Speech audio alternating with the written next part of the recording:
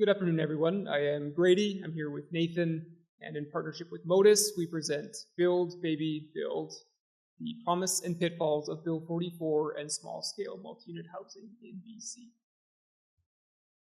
Let's go back to the spring of 2023. Average asking rent in BC exceeds $2,000 a month. The benchmark sale price in Metro Vancouver is approaching $2 million, and a shortage of larger units means families with children and groups of roommates are crowding into spaces designed for one or two people, or simply leaving the region or province. That fall, the province answered those calls with Bill 44, which required local governments to allow 4 units on most lots previously restricted to single detached homes. The bill came with 3 primary goals: to increase the supply, diversity, and affordability of housing through what it called small-scale multi-unit housing, so things like multiplexes, row houses, and laneway homes in existing single-family neighborhoods. The legislation also marked a drastic shift in provincial municipal relations because while the province has always had the authority to regulate land use, it had historically delegated that responsibility to local governments. This was an unprecedented intervention in BC. To some, it was a long overdue reset of a system that had privileged the single detached home at the expense of better housing outcomes for all, and it offered real hope of progress on the housing crisis.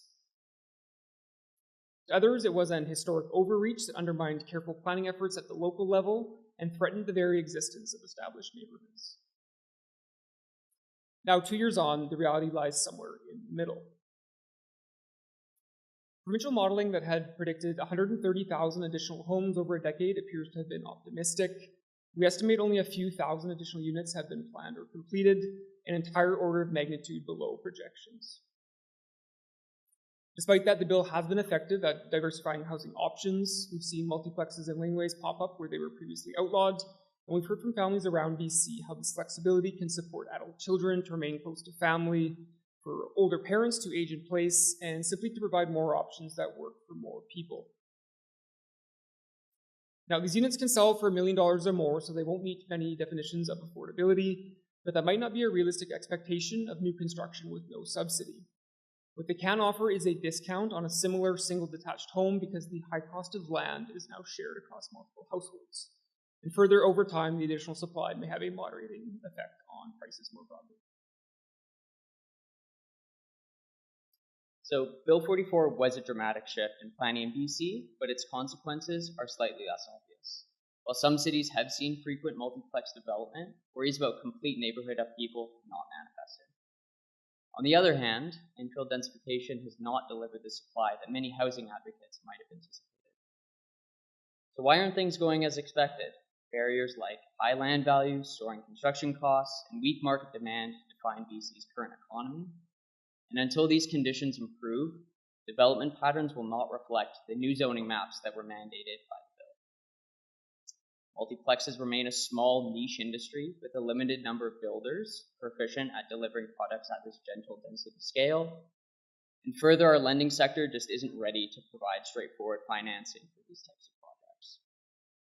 Nearly 100,000 single-family home starts occurred in the decade prior to 2023.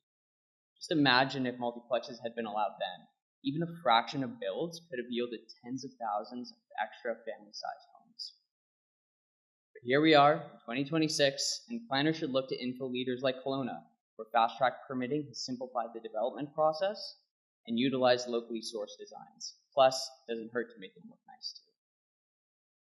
Or look to Langford, where they don't tax new housing like a sin, and development is kept up with their extraordinary growth. Zoning reform alone does not add density to neighborhoods. Bill 44 has been successful in expanding housing options, but further progress is needed to ensure long-term supply and affordability.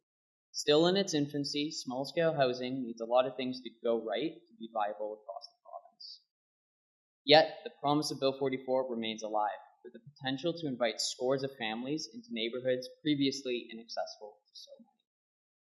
Thank you for all listening, and we hope to see you out at the poster.